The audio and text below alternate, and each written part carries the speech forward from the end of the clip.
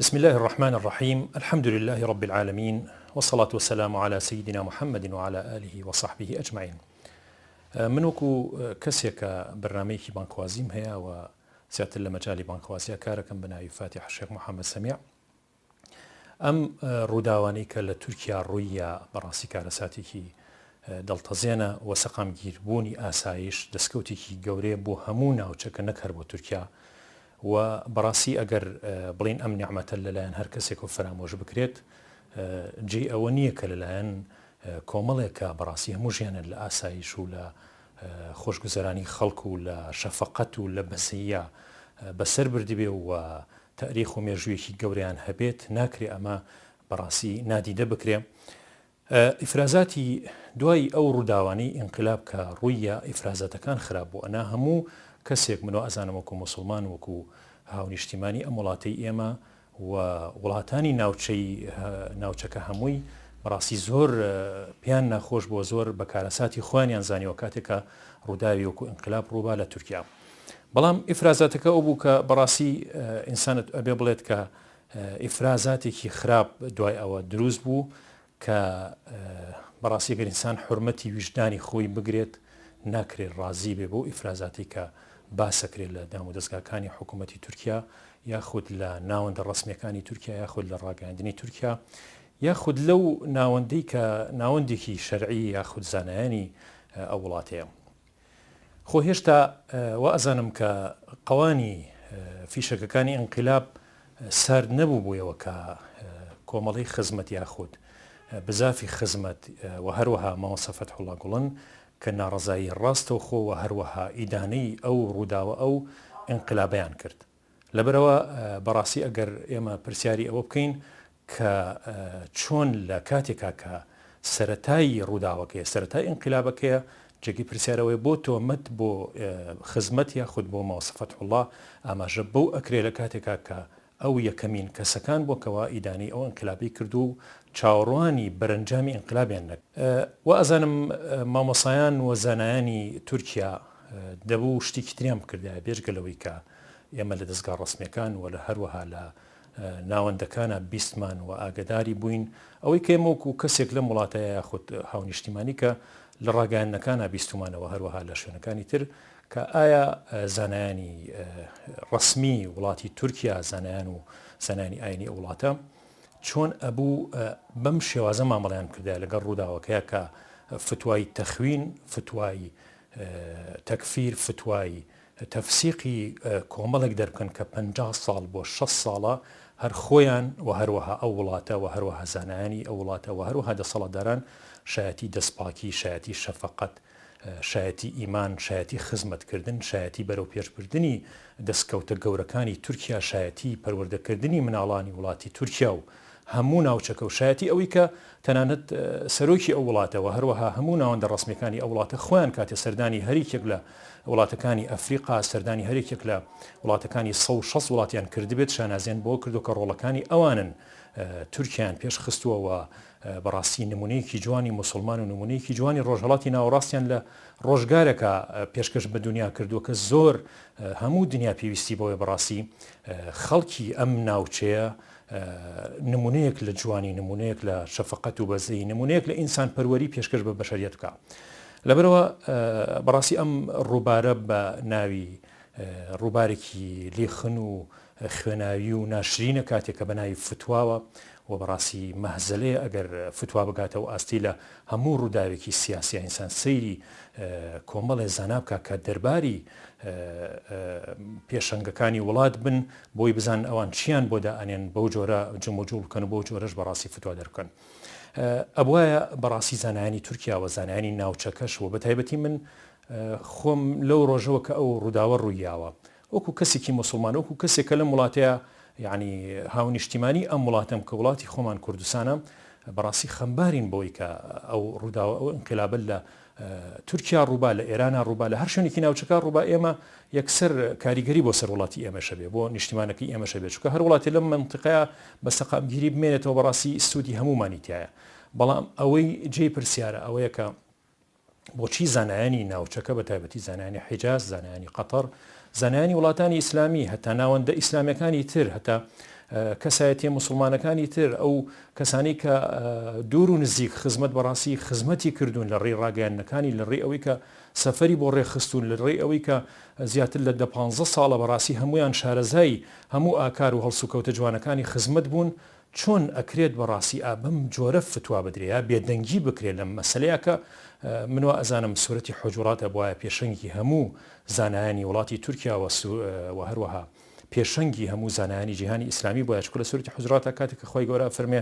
یا ئەیها الذین آمنوا لا تقدموا بين يدي الله ورسوله واتقوا الله إن الله سميع عليم لە کاتێکا کە خۆی گەورە ئاماژە بۆ ئەکا کە پێش خوا و پێغەمبەر مەکەون لەم مەسەلانە لە هیچ شتێکە ئەم سورەتە زۆر پێشەنگە بۆ مسلمانان بۆ فرامۆشەکرێت و هەروەها کاتێکە پێش خوا و پێغەمبەرەکەوین بەوەی کە بەڕاستی گوێ لە سوڵتان و دەسەڵاتدارەکانە گرین اینجا فتوابین نەخێرە بێ ئێوە ئەبووە زانایان تەوجیهی دەسەڵاتدارەکانیان کردای و محەبەت و خۆشەویستیان بیر بخستنایەتەوە و هەروەها کاتێک کە خۆی گەورە دوای ئەو ئاەتە امتحانی دڵی ئیماندارانەکە امتحن الله قلوبهم للتقوى خۆ هەموو جارێ ئینسان بەڕاستی ناکەوێتە بەردەم پرسیارێکی ئەوەنە گرنگ و فتوایەکی ئەوەنە گرنگ کە لە ژیانیا دووبارە بێتەوە من وازانم ئەم فتوایە کە کەوتە بەردەستی مسلمانان و بە تایبەتی زانایانی وڵاتی تورکیا و زانایانی ناوچەکە جارێکتر بۆیان دووبارە نابێتەوە قەزیە خزمەت قەزیەکی زۆر زۆر گەورەیە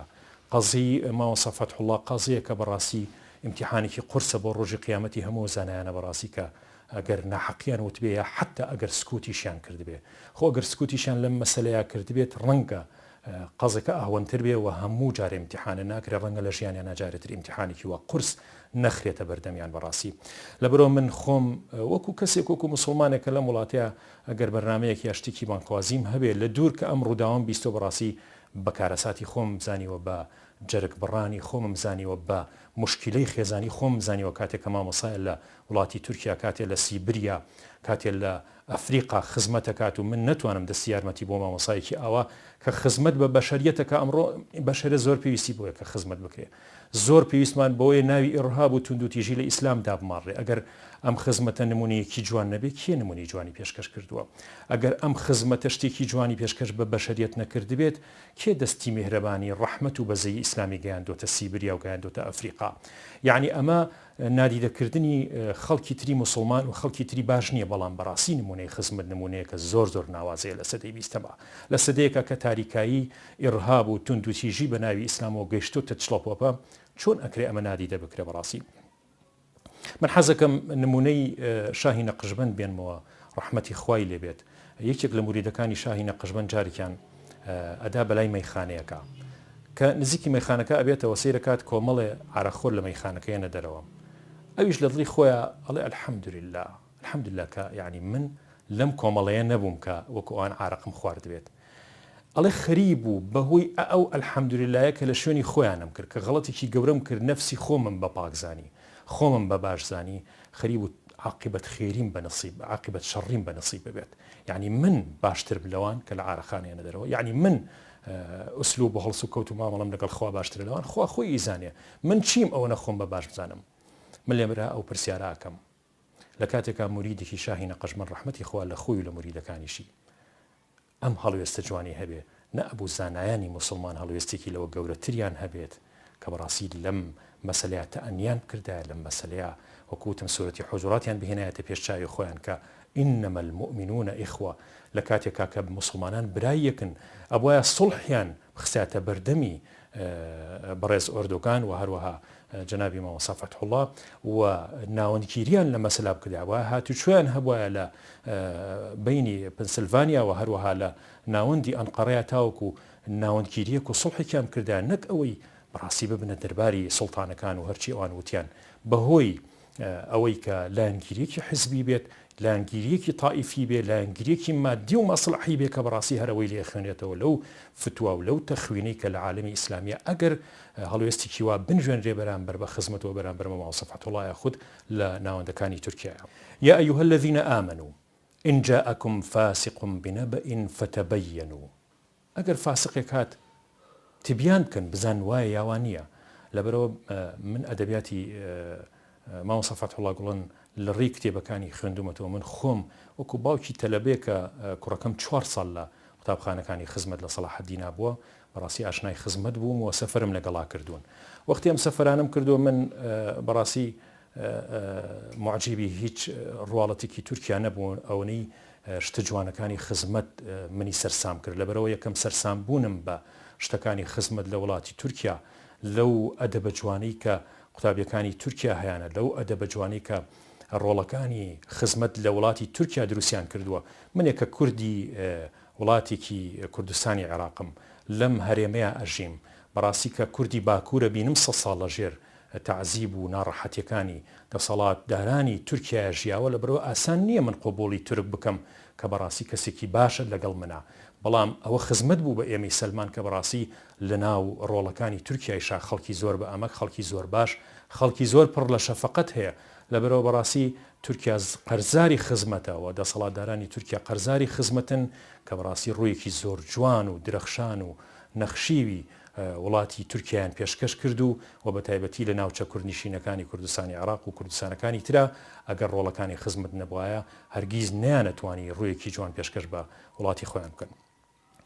من حەزەکەم لێرەیە ئیشارەت بەوە بکەم کە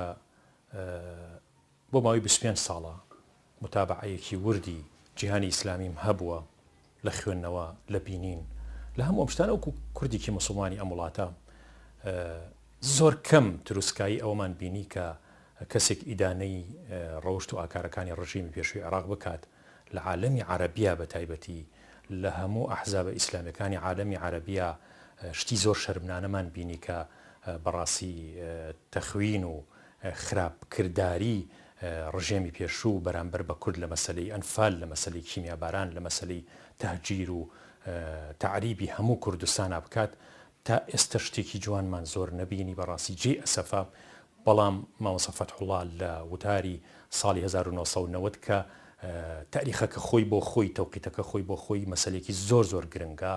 کە هیچ زانایەکم نەبیستووە نەیشمان بینی لە عالەمی ئیسلامیە بەڕاستی تەخوین و بەڕاستی یعنی زاڵمیەتی ئەو ڕژێمەی پێشوو دیاری بکە لە کاتێکە مامۆستا فەتحوڵڵا 2 ساڵ بۆ لە خۆتبە دوور خراوەتەوە ئەنا لە کاتی خۆیان لە باسی کیمیابارانی هەڵەبجە لە مەسەلەی ئەنفالە قسەی خۆیە بوو بەڵام کاتێک لە ساڵی نەوەدا یەکەم خوتبە ئاچێتەوە یاخود سەرەتاکانی خوتبەکانی ئەچێتەوە ناو خوتبە لە کۆبوونەوەیەکی جەماوەریە دیفاع لە پێشمەرگە و باسی سەربەرزی پێشمەرگە باسی کورد ئەکا باسی مەزڵومیەتی هەڵەبجە ئەکا باسی فیرعەونەکەی بەغاکە من ئەم تەوقیتە زۆر زۆر بە گرنگی ئەزانم و بە وەفایەکی گەورەی ئەزانم کە ئێمەش وەکو مسلمان وەکو بانکخواز وەکو کەسایەتی ئیسلامیەکانی کوردستان وەکو خەڵکی ئەم وڵاتە بەڕاستی بێوەفا نەبین بەرامبەر بەم هەڵوێستە جوانی مامۆستا فەتحوڵڵا کە ئەم هەڵوێستەمان نەبینی لەو کاتە لە کەسانی ترە من بیرمێت لە ساڵی 90دا کە ئەو کاتە سەدام حەملەی ئیمانی ڕاگەیان زیاتر خۆی جوانتر پیشان با لە عالەمی عەرەبیە کە مسلمانە و کە کەسایەتێکی خزمەتکاری ئیسلامە کەسایەتی زۆر گەوری جیهانی ئیسلامیمان نەبینی لە حرەکاتی ئیسلامیەکانە هاتن با الله ئەکبەر باوەشێن بە سەداما کرد و هیچ ڕۆژێ بیریان لەوە نەکردەوە کەم سەدامە کوشتاری گەوری بەرامبەر بە کورد بەرامبەر بە شیعە بەرامبەر بە هاوڵاتیانی ئەم وڵاتە کردووە لەبەرەوە بەڵام ئەم هەڵوێستە جێ خۆیەتی ئینسان بەڕاستی لە بەردەمیا بوەستێ ئیمام ئەحمەد ڕەحمەتی خوای لێبێ کاتێک کە لەو میحنەیە تووشی بوو چکە هەموو ئیمامە گەورەکان وا نەزانین تەنها مامۆستا فەتحوڵڵا تووشی هەموو بوو مامۆستا بەدیع الزەمان سەعیدی نورسی ڕەحمەتی خوای لێبێت زۆر لە مامۆستا زیاتر تووشی ئەم کارە ساتە بووە لەو سەردەمی مامۆستا نورسیشا ڕەنگە هەزاران عالم بوو بێت بە هەمان شێوە دەرباری سوڵتانەکان و دەسەڵەدارەکان بوو بنەوە بەڕاستی مامۆسایان تاوانبار کرد بێت و قوتابیانی نوریان تاوانبار کرد بێت لەوە هەروەها لە سەردەمی ئیمامی ئەحمەدا ڕەحمەتی خوای لێبێ کاتێک کە زنجیرە کرێتە دەستی لەسەر مەسەلەی خەڵقی قورئان لەو کاتەیە ڕەنگە سەدان زانا هەبوو بێت دەرباری سوڵتانەکان بووە قازی بووە و زانای ئەوان بۆ لە کاتێکە لە خوتبەکانە ڕەنگە مەدحی سوڵتان و دەسەڵاتدارانی و کاتی ئەمیری موسڵمانەکانی کرد بێت کە جیهادەکە لە هەموو عالەمە و بەڵام بە خراپیش باسی ئیمام ئەحمەدیان کرد بێت لەبەرەوە ناوبردنی زانایەکی موسڵمان وەکو مامۆستا فەتحوڵڵا بە خراپ ناشکێتەوە گەر موسڵمان خۆی وریا بێت و چاواشە نەکرێ بۆ هەموو ڕاگەیان نەزەبەلاحانی کە لە وڵاتی تورکیا ئاخرێتە کار بەرامبەر بەم دەستە جوانە هاتوچۆی خزر وە ئەزانم لە هەر شوێنێکە مامۆسانی خزمەتی تیا بوو بێ هاتوچووی خزری زۆر تیا زیادی کردووە چکە بەڕاستی ئاوەدانی و سەوزی و جوانیان پێشکەش بە هەر وڵاتی کردووە کە ڕۆشتون لەکوێ بینراوە معلمی خێر مامۆسا بکرێتە کونجی زیندان لەکوێ معلم بەڕاستی لە کونجوڵەکانی هەموو دنیای دەرزی وتۆتەوە خزمەتی کردووە لەکوێ بەشداری ئەنقلابێکی کردووە لە ساحەکانی ئەستەمبول و لە ساحەکانی ئەنقەرەیە بەڕاستی تۆمەتبار بکرێ بۆی کەوا سەدان هەزار کەس بخرێتە توونی زیندانەوە ئەمە کەی ڕەواییە بەڕاستی ئینسان کۆمەڵێکی زۆر بەرفراوان تۆمەتبار بکات لە کاتێکە کە یەکەم دقە و یەکەم چرکە خۆیان ڕەدی ئەمەیان ناوەتەوە لە کاتێکا من ئەوەی تێبینیم کردووە مامۆستا فەتحوڵڵاوە هەروەها خزمەت لە هەموو مەسەلەیە کە تایبەت بووە مەسەلەی ئیرهاب هەرگیز دوو دڵیان نەکردو یەکسەر لەسەری نەوەستاون لە مەسەلەی 11 سەپتەمبەرە مامۆستا دژایەتی ئەو ڕووداوی کردووە لە کۆبانیا کاتێک کە دژایەتی کورد کراوە لە مەسەلەی ئافرەتە یەزیدیەکانە و قەتڵ و عامی یەزیدیەکان کە هاوڵاتیە وڵاتی خۆمان کوردستانی خۆمانن یەکسەر فتوای هەبوو قسەی هەبووە کە ئەمانە مەزڵومن و هەروەها ئەمانە زوڵمە کراوە بە ناوی ئیسلامەوە مسلمان تیرۆریست نییە و ناشکرێ مسلمان تیرۆر بکات بە هیچ جۆرە ئەمانە وتەکانی مامۆسا لە کاتێکە لە نیجیریا کاتێککە قوتابخانەکانی خزمەتی لێ هەل لە وڵاتەیە بۆ کۆحرام بە ناوی ئیسلامەوە هێرشکاتە سەر کۆمەڵی ئافرەتی زۆر و داگیریان نەکات و ئەیان بات مامۆسا یەکسەر فتوای هەیە بۆ ئافرەتانە و کە دیفاع لە مەزڵومێتی ئینسانەکە لەبەرەوە لە هەر شوێنێک شەفەقەت پێویست بێت بەڕاستی وتەی خزمەتی تیا بووە حیفە ئێمە ئەمە نادیدە بکەین حیفە ئێمە وەکو مسلمان لە ڕۆژێکی وایە کە خزمە زۆر پێویستی بە وتەی ئێمە هەیە پێویستی بە وتەیەکی کەسێکی کە ویژدانی نەمبرد دەبێت ئێمە بێدەنگ بین لەم مەسەلە لەبەرەوە بەڕاستی خۆم بە کەسێک کەزانم کە لە هەموو معانات و ناڕەحەتی هەموو کەسێکە هەموو گەنجێکی خزمەت کە لە وڵاتی تورکیا ئێستا لە زیندانەکان تون کراوە کە مناڵەکانی بێناز کراوە کە دایک و باوکی بێناز ئەکرێ کە ئەشکەنجە و ئازارە درێ کە ئیهانی ئینسانی و نەفسی ئەکرێن ڕاستی چۆن مسلمان نەتوانێت بەرگەی ئەمە بگرێ ویژدانی ئینسان چۆن نەتوانێت بەرگەی ئەمە بگرێ لە کاتێکا کە ئەگەر هیچمان پێ نەکرێ خۆی ئەمە لەم دوورەوە هیچ شتێکمان پێ ناکرێ ئەتوانین دوعای خێران بۆ بکەین ئەتوانین تۆمەتەکان دووبارە نەکەینەوە ئەتوانین باوەڕ بە ئیعلامێکی چاواشەکار نەکەین کە ئەم شتانە ئەڵێ و ئەشتوانین بڵین بەڕاستی دەموچاوێکی ناشرین ڕابەرایەتی عالمی ئیسلامیەکە بە ناوی ئیسلامەوە ئەم مەسەلانە شتێکی زۆر زۆر ترسناکە ئەگەر بەم جۆرە بڕواچکە داهاتوو زمانی هیچ کەسێک ناکاوە هیچ حرکاتێک ناکە کە بەردەوامیەتی پێ ببەخشێ ئەگەر بەم جۆرە مامەڵە لەسەر مەسەلە عەدالەتیەکانی مرۆڤ بکات لەبەرەوە ئینسان لە هەر شوێنە چەوساوە بێت من وازانم خزمەت لەو شوێنە قسەی خۆی هەبووە کاتێک کە قورئانە فەرمێت وما ئەرسەلناکە ئیلا ڕەحمەتەن للعالەمین ئەبینین یعنی خزمەت بۆ ئەوەی تەطبیقی ئەم ئاەتە مبارەکە بکە چۆن ڕەحمەت بگەێنێتە هەموو جیهان کێ ئەم بیرکردنەوەی هەبووە کێ مناڵە بێنازەکانی سیبریا کێ چ مامۆسایەک لە ئەفریقا و لە وڵاتەکانی وەکو بەرازیل و وەکو جنوبی ئاسیا قوربانیاوە بەوەی کەوا ئەگەر تووشی سەرەتانیش بووی وڵ مەکتەبەکەی خۆی بەجێ نەهێڵاوە لە ناو گۆڕستان مەکتەبەکەی خۆی قوتابخانەکەی خۆی کردوتە گۆڕستان چ مامۆسایە خۆی فیدایی کردو بۆ ئەوەی کە ئەگەر مناڵێک بەڕاستی کەوتوێتە ئاوە مامۆسایەکی خزمەت خۆی هەڵاوە تا مناڵەکە ڕزگار بکە خۆی بخنکێک لەکوێ بینیمان گەنجێکی مسلمان کۆمەڵێک گەنج خۆیان بدەنە بەردەم سەرما و سۆڵە و ناڕەحەتیەکانی سیبریا و قوتبی شیمالی و قوتبی جنوبی تاوەکو وتەیەکی مامۆستا فەتحوڵڵا کە پیانسەمە فەرمێت ئەگەر ئەم دینە ئەبێ بگاتە مەشارق و مەغاریبی ئەرز ئەوان وەکو ئەمر وەریان گرتووە چوونەتە ئەو وڵاتانە و خۆیان تووشیەوە کردووە کە جارێکتر مناڵیان نەبێ جارێتتر نێنەوە بۆ ئەم وڵاتە جارێتتر لە وڵاتیا بنێژێن ئەم نمونە جوانە لەکوێ دەسەکەوێت لە ناوبردننی ئەم توخمە جوانەی مرۆڤایەتی سوود بەچێ ئەگەیەنێ لە ڕۆژێکا کە وەکوتم ئێرهاب هەموو ناوچەکەی گرتووە ئێرهاب دەموچاوێکی زۆر ناشرینی بەرامبەر بە غەرب پیشانەیە کە مسلمانان بەم جۆرن ئەگەر نمونەی وەکو خزمەت نمونەیەکی تری ئەگەر وەکو خزمەت هەبێ بۆ ئەبێ ئێمە بەڕاستی پشتی نەگرین بۆ ئەبێ دیفاع لە ئەم نمونە جوانە نەکەین بۆ ئەبێ دوعایان بۆ نەکەین بۆ ئەبێت نادیدە بیگرین لەبەرەوە من وەکو خۆم بەڕاستی دوعای خێرم هەیە بۆ خزمەت و ئینشاڵڵا لەم میحنەیەش دەرەچن و پشت بەخوا ئاسایش و خۆشی و مهرەبانیە گەڕێتەوە بۆ وڵاتی تورکیا و ئینشاءالله پاڵەوانەکانی شەفەقەت هەمیشە سەربەرزە بن. والسلام عليكم ورحمة الله وبركاته.